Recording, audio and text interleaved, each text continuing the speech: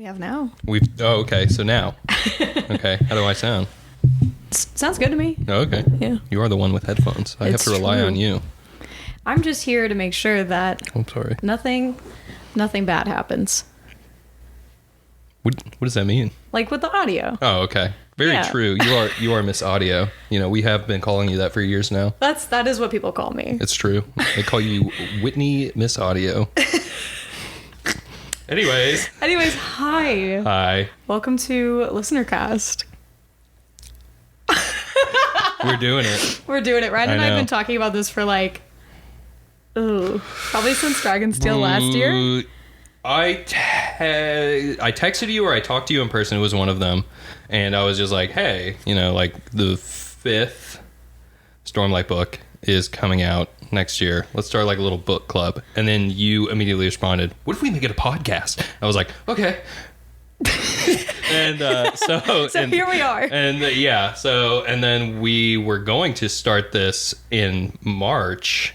Yeah. But also somebody said that not sober. So Okay, listen. I understand. Life but gets in the way. Life and alcohol gets in the way. Life comes at you fast. Mm-hmm. And so does a bottle of wine. Uh-huh. Anyways. Do you have a bottle of wine here? No. We will be taking a brief intermission. Running to Kroger real quick. No. All right. BRB. No. So yeah, welcome to Listenercast. My name is Whitney. I'm also known as Bug in some Cosmere spaces. I'm putting him right here. I don't want him to get hurt. My name is Ryan. I'm known as Ryan. Some people call me Rye. Not many. I'm not known in probably any spaces unless, none. None. I mean, we made some friends at Dragonsteel last Very year. true. Yeah. Yeah. So there's some Cosmere. You were a part of the Dragonsteel video that I posted. Yes. Yeah. I was. My voice. Yeah, so Yeah. that's Ryan. That's the guy. I'm the guy. That's him. Dude, don't you? I was the most iconic part of that video. Are you kidding me? So yeah. Yeah. So we're doing a podcast. The goal is to get caught up with the Stormlight Archives before Dragonsteel 2024. And then we'll talk about Stormlight 5 when that comes out, because that's happening in December. And then it's the last one for 10 years. Yeah. Dude, that's crazy. Anyways. Man. All right. So this is just like our episode 0, kind of telling people what we're doing and whatnot. And also we're going to cover the Prelude. Here, I'll do this too. You like our little stickies on the side? Yeah, we've been taking notes, folks. This is my first copy of this book. Well loved. Reread 3 times now. This is my first copy of this book. And what if I was to tell you, Whitney Jordan? This is my first time reading the Stormlight Archives. Right, because Ryan's a big audiobook guy. Big audiobook guy. And they're big books. And audiobooks is kind of what got me back into reading. So, yeah, Sanderson was the first fantasy author that I read. And obviously, I really like him. Hello, Nova. This is Nova. She's one of our co-hosts. Oh yeah, sorry about that. if you're watching the video, Y'all get a better view. Nova, turn around, please. I'd be a lady. Anyways, yeah. So my experience with Sanderson, I wish I could pinpoint who it was, but I also kind of got out of reading for a while. Like, I was one of those kids where, like, I was reading all the time. Like, you could not get me away from a book. Like, my mom would come upstairs in the mornings to get me for breakfast because I wouldn't come downstairs because I'd be reading books. Like, she always tells the story where, like, I was sitting in a little rocking chair and I had a pile of books on one side and a pile of books on the other. And I would tell her, like, yeah, these are the ones I've already read. And these are the ones I'm going to read before I come downstairs. Right. She was like, okay. So I was a big reader growing up, and then as I got further on in years and in teenage years, definitely lost a little bit. And I remember being like on BookTube one day and being like, you know what, I really want to get back into reading. I used to love fantasy. and I saw someone recommend The Way of Kings, and I didn't even like look at what it really was. I just was like, yeah, sure. And I ordered the book on Amazon, and it came to my house, and I opened it, and I said, oh my God, that is a massive book. Did not know what I got myself into, but I remember like when I first started reading it, I was like, oh no, this is it. Like this is everything. So that's like my experience. This was the first Sanderson book I read. I've read most of them now. Yeah. I still haven't done You've read more than me. You've read more Sanderson than me. Really? Yes. I thought we've read like the same. Because you've done the YA series. I haven't done the YA. I have not. It's crazy that we went to Dragonsteel last year for the last Defiant. That's what it's called. And I still have not read it. But I've read the other three, yeah. Yeah. What have I read that you haven't? You've read Elantris. I've not read Elantris. Oh. But you've read 2 more books than I have, then. You've read more than me. It doesn't matter. Regardless, we're here. Yeah, we are here. My first Sanderson was Mistborn. Yeah. Because, you know the book YouTuber Daniel Green? Yeah. He was like talking about, it was when like tier lists were big, and I mean like tier lists are still like big, but it was like when like at their peak, like a few years back, and he had like best fantasy series or best fantasy worlds. It might have been like worlds or something like that, something like kind of niche. And he brought up Mistborn, and I was like, well, that sounds cool. So I read it, and then I was like, no, this is a book. That's pretty good. Now I can get into this. And when I say I read it, I listened to it. I mean, you got the story either way. I got the story either way. Yes, and I have gone back and I have like read the first Mistborn and everything. But with my journey through reading, I was also like a big reader as like a kid, but then probably through high school, I was like, I liked reading and everything, but then like when I got into college, I was like, man, books suck. I hate them. They're the worst. I don't want to spend my time reading books. Yeah, and school will do that to you. Yeah, because they like make you read this stuff, and I had like a bunch of readings to do for like my courses and everything. So it was like, all right, so I'm already reading for homework. Now I don't want to read like for fun. Yeah, for fun. Yeah. But then, strange turn of events, I'm going to contradict myself. My senior year, I had an adapting literature to film class where I had to read books, but they weren't but they were like more fun, I guess. And so that was like nice. And then I was just like, oh, maybe I'll give like, I'll pick up I'll pick up a book, and I picked up Mistborn, and I liked it a lot. So that's what I remember. I think I might have read ACOTAR. Okay. Before I picked up a Sanderson book, because I feel like I saw everyone talking about it online, and I was like, okay, fine, I'll give it a try. And I read the whole thing. It's on my shelf. I enjoyed it. Okay. If you're going to read Sarah J. Maas, I think Throne of Glass is a much better series. Anyways. But yeah, I remember once I ordered this book, and like, I literally remember, I just didn't know anything about it. I don't know like what made me do this. This was like 3 years ago now. I just remember getting it in the mail and opening the box and being like, that's a big book. Oh, I didn't know what I got myself into. This is epic fantasy, and I've never turned back. Epic. This is a big book. No, they huge. And I guess going like kind of bouncing off of that, the structure of this podcast we'll get into, because with this episode, this is more of like an introductory one, and we're just doing the prelude and whatnot. But kind of like after that, when we do a proper like episode 1, we're not covering like this whole book, because like that would take us a lot, and we'd miss a lot. Yeah. And also, we kind of wanted like the idea that it would be like a book club where we're just going to read one part. Like I have mine all sectioned out to tell me where I need to go. Yeah, I need to do that. Yeah. So episode 1 will just be about part 1 of the book. All of these books are like split in between 5 parts, typically. I know with this one, part 5 is like really, really short, so we might include that with... Oh, yeah. Like when we do part 4, but I feel like that's a lot easier to follow along, because if we were to like do any more, I mean, a lot of people's schedules are different and everything, and I will go ahead and tell you right now,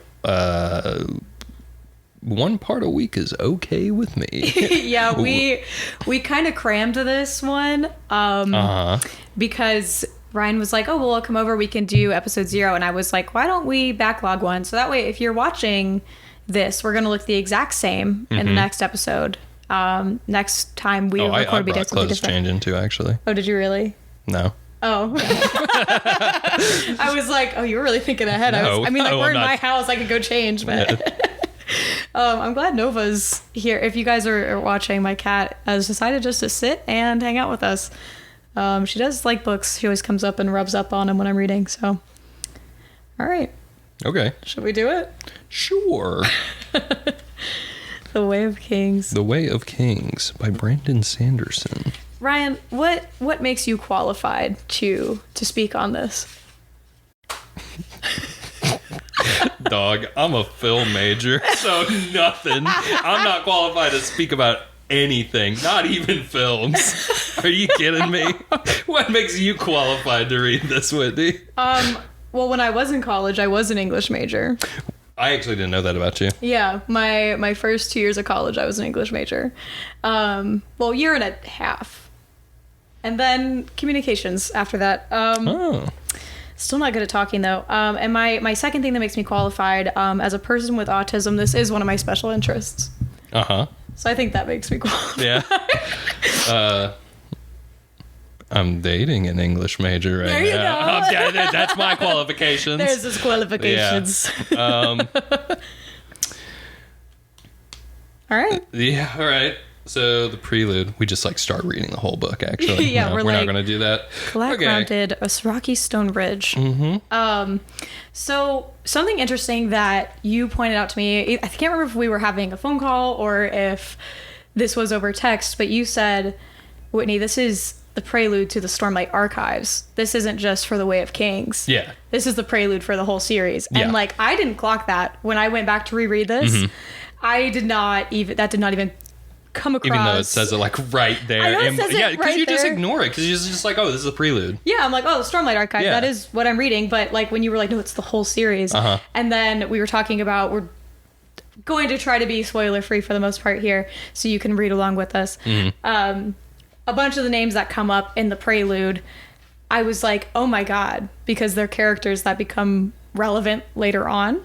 Yes. I will not elaborate on that, but it was just shocking to me that we got them literally on page 1. Now, before I say this, I'll ask you, what did you think of the Prelude?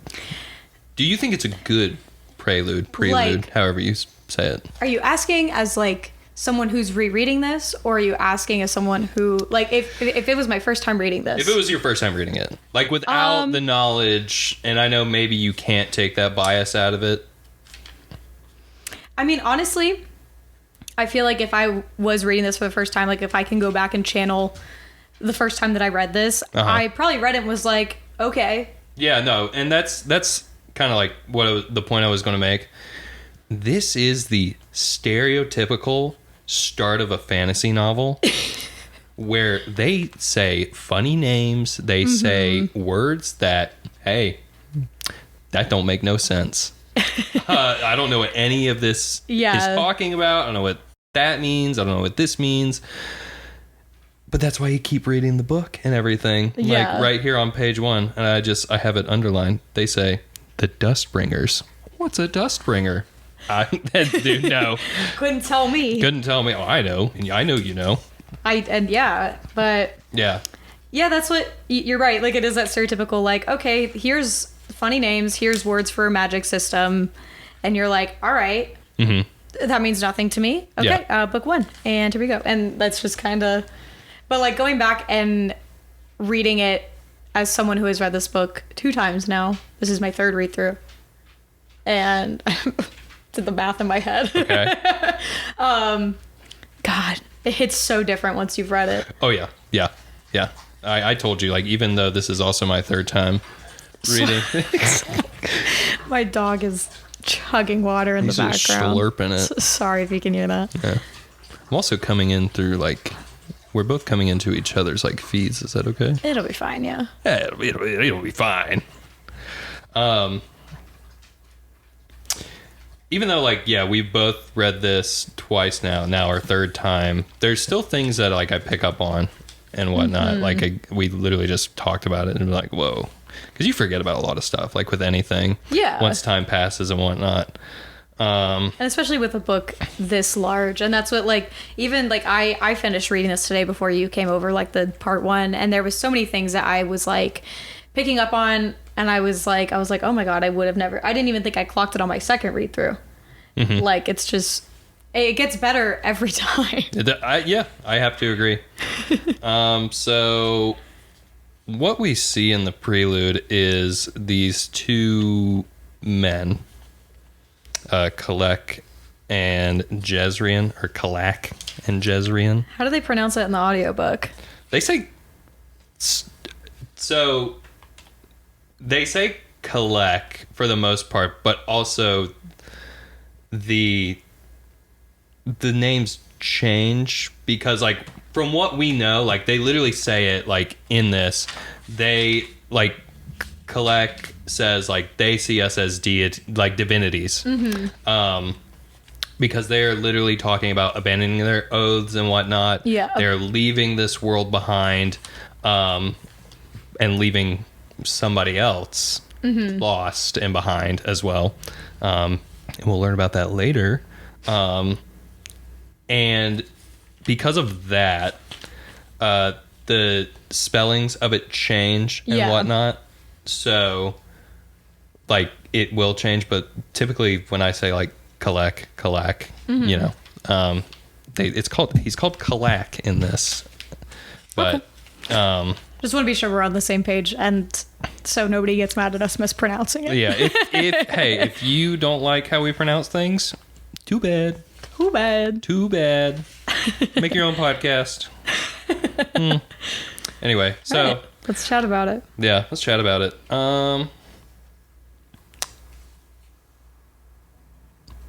What do you have to say? I feel like I just talked a lot. I'm sorry. No, you're fine. And I mean, that's kind of the point. Yeah. Certified yappers over here. Very true. So yeah, I mean, let's just kind of talk about what happens in the prelude here. Like you said, we come upon two men who are what is like seemingly on a battlefield. Yeah. And we know their names are Kalak and Jezrien at this point. Mm-hmm. And Kalak is like, oh my God, I can't believe I survived. I love that I have put Post-it notes and then did not write anything. And I know in my head I was like, yeah, I've underlined what I want to talk about. That's a good move on my part. But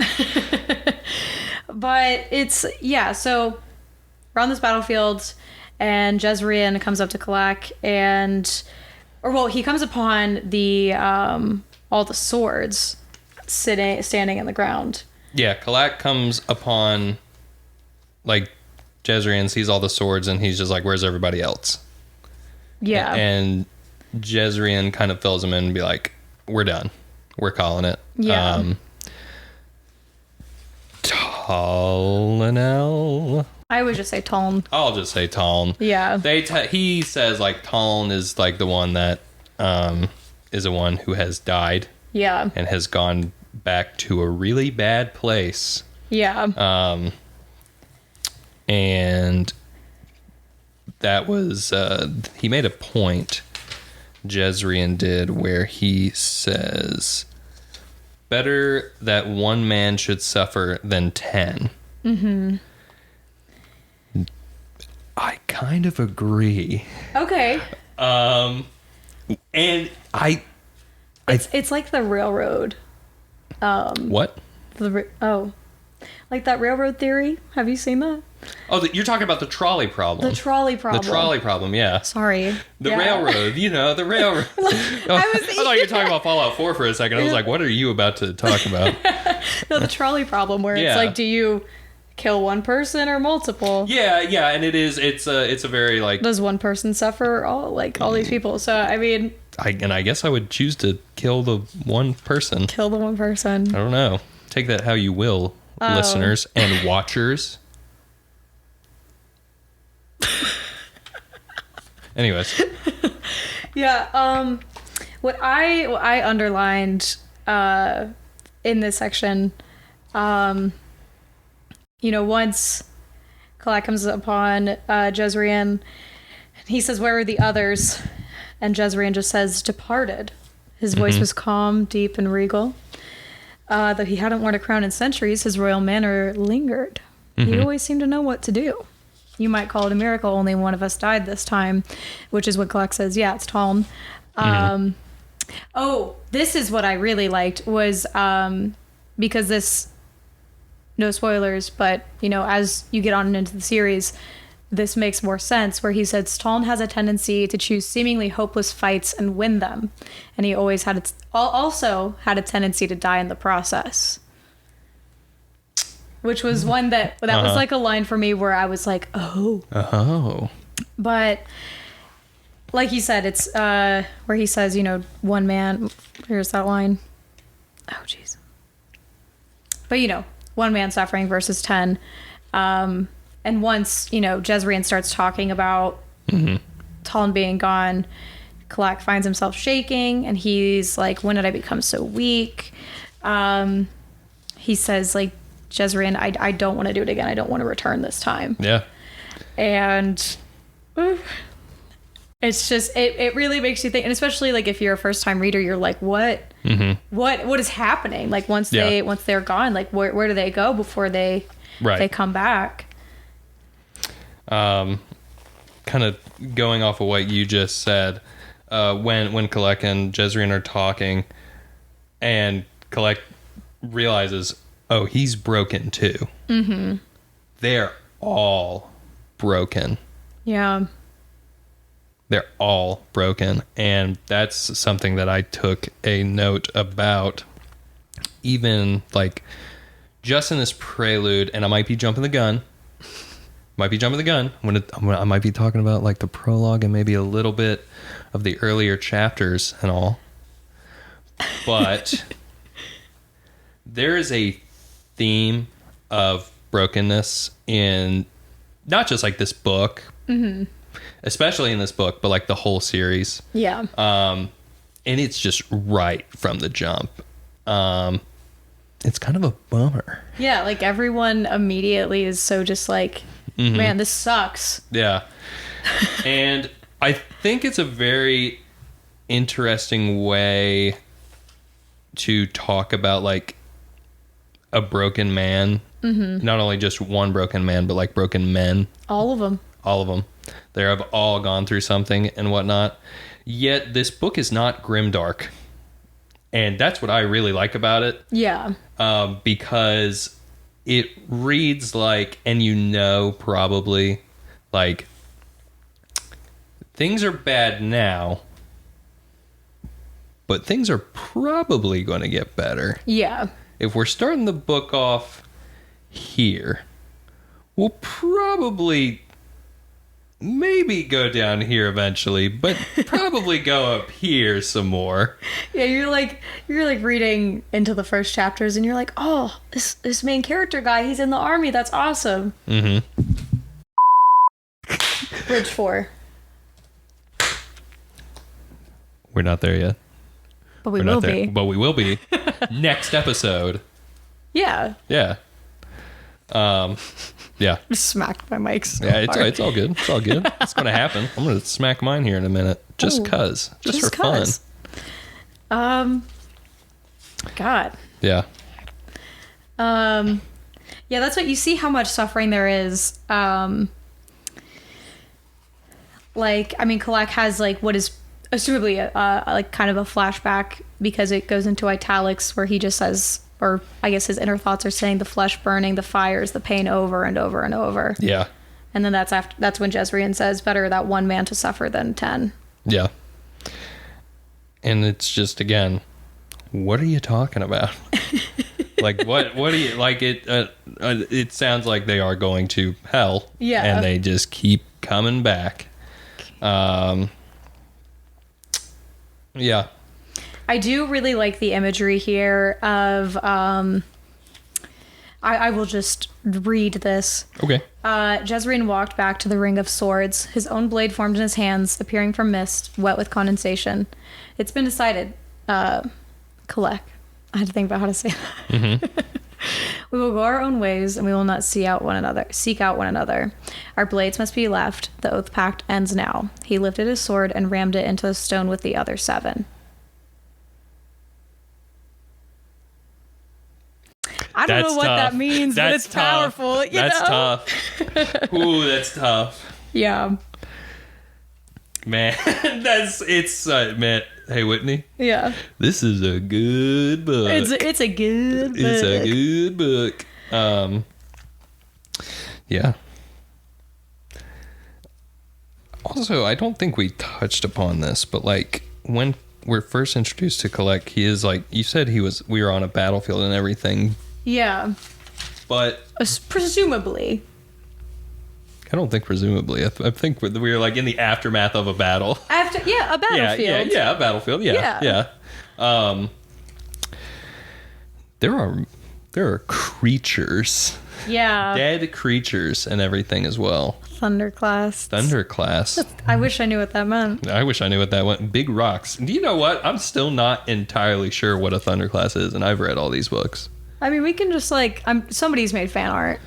I can picture it in my mind. Yeah. But I don't know if we have that answer. Well, I can't recall. That's what the 17th Shard, the Coppermind wiki, that's what it's for.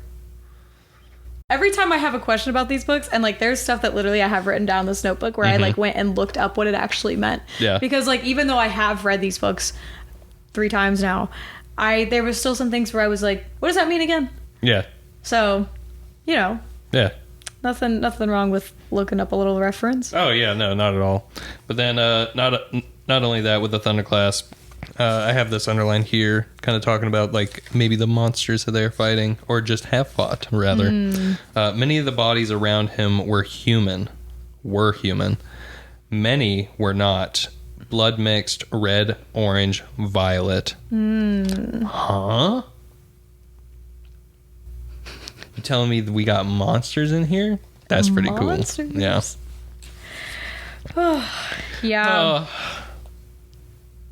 I like the, after Collect watches Jezreel leave the landscape, he summons his own blade and slams it into the stone next to the other 8. It says he turned and walked in the direction opposite from Jezreel. And yet he could not help glancing back at the Ring of Swords and the single open spot, the place where the 10th sword should have gone. The one of them who was lost. The one they had abandoned. He said, "Forgive us." Forgive us. That's a great way. It's a great way to end it, because it's just like, all right, what now? And then you flip the page and it says book 1. Book 1. And it's 4,500 years later, not 45. 45 just 45. You know, nothing crazy. 4,500 years later. 4,500 years later. Yeah. What does it mean? What does it mean? We'll find out. Anyways, I don't have anything else to say about the Prelude.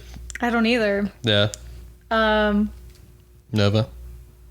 Any thoughts, miss? There ain't no thoughts in that head. No thoughts, only cat.